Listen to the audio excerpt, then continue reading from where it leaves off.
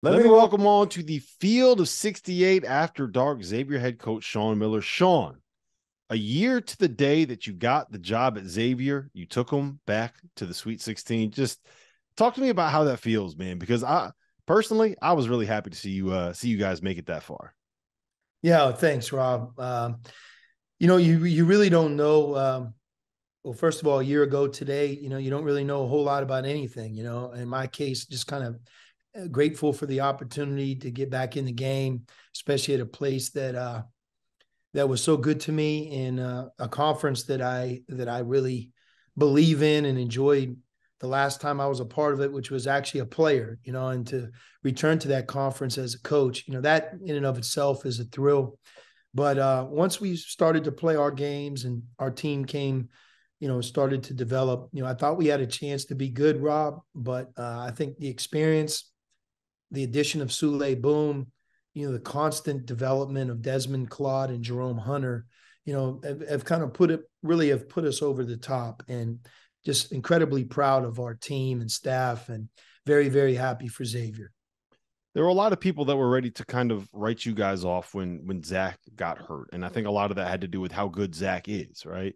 And then in your first round game, you struggle against the Kennesaw State team, but the guy that keeps you afloat, that kept you in it, kept you from getting blown out, was the guy that came in for Zach Fremantle. What does that say about Jerome, about stepping up when the time is? It's the next man up mentality, right? Right. And Rob, look, there's not a better example for a young player than Jerome Hunter. When Jerome early on, if you followed us in November, he struggled. I think he wanted a bigger role. He was anxious in games. He would practice, and he's one of our best practice players. He was in November. He still is in March. He works at it every day. He's a great competitor. And, one of the things that I really just tried to talk to him about is, like, I've never seen a player work hard every day and it not translate into games. Mm-hmm. And if it isn't, it's really, you're kind of in your own way. The role that you have, you're trying to do something different, or maybe we're not in sync. And, we kept talking to him about it, and eventually it clicked. And as you know, Rob, the first step was he was a really good sixth man. When Zach was playing, it was Zach, but it was the rotation of Jerome coming in and, like, really doing his job. And he played his role. He did his job. He really just followed what we asked him to do. Mm-hmm. Then Zach goes down, and now he has a bigger role in some different jobs. Like, for example, you can't foul. When you're a guy coming off the bench, that's not something you talk to him about. But now, him fouling is not a good thing for our team. But you just keep watching him. And again, it's not that he's been perfect, but he's playing his best basketball right now, in large part because he's accepted his roles. He works hard at it every day. And he is a great competitor. Like, he plays the game to win. And look, against Kennesaw State, I don't know if we advance. He has his career high 24 points in that game. It's somewhat of an understated part of our success. If he doesn't do that, I don't know if we get beyond them. So it's awesome to see him do it. It's a great story for young players as they try to find their way. Instead of giving up, instead of pouting, he really just tried to just accept it and do more of what we're asking. And right now he's playing his best.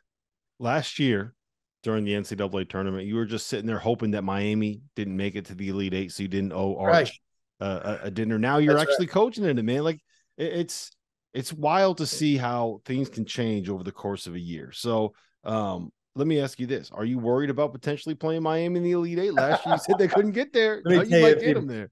if we're sitting there getting ready to play Houston or Miami, that's a great day for us. I mean, we certainly have our hands full with Texas. You know that, Rob. And but I go back to kind of our talks this year. When you're in a conference, in a great conference like the Big East, especially this season, you're able to learn lessons and play against different styles, Mm-hmm. different styles of coaches. And when I watch Texas, I think a lot about UConn. I think a lot about Creighton, not because they're the two other teams that are still playing, but the makeup of their teams, talent, bigs, smalls, depth, kind of style. There's some real similarities to Texas. And, in large part, I think we'll rely on those 5 games we played against those two teams as we approach the Texas team, because I think we've played teams kind of like them. And I hope that helps us be more comfortable. All right, last thing I got for you. In our intro and the music that gets played on the Field of 68 after dark every single night, you say headlined by John Fanta. Well, John Fanta was supposed to be here for this, but Mr. Hollywood is too big time now. Can we get that changed? Can we get a retraction?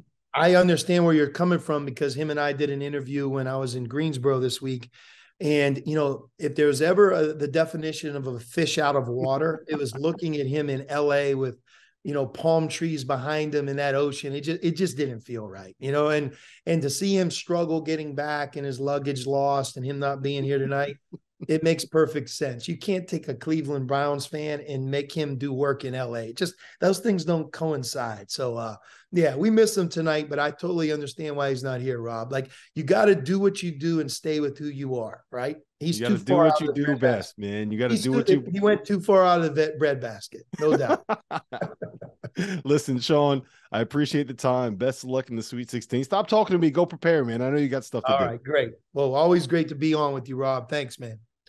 Today's episode is brought to you by Underdog Fantasy, the easiest place to play college basketball pick'em, where you can get a little extra sweat during March Madness and win real cash prizes simply by picking player stats in this weekend's games. In pick'em, all you do is predict whether a player will go higher or lower on Underdog's projected totals, whether that's points, rebounds, whatever. For example, if you're like me and you think Zach Edey is going to go nuts in this tournament, pick higher on his points projection, add up to 4 more picks, and if you hit them all, you can win 20 times your money on a single game.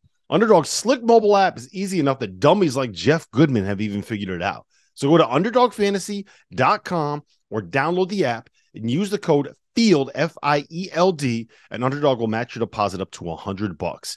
Now is the time to get in on the madness. So remember, underdogfantasy.com, promo code FIELD.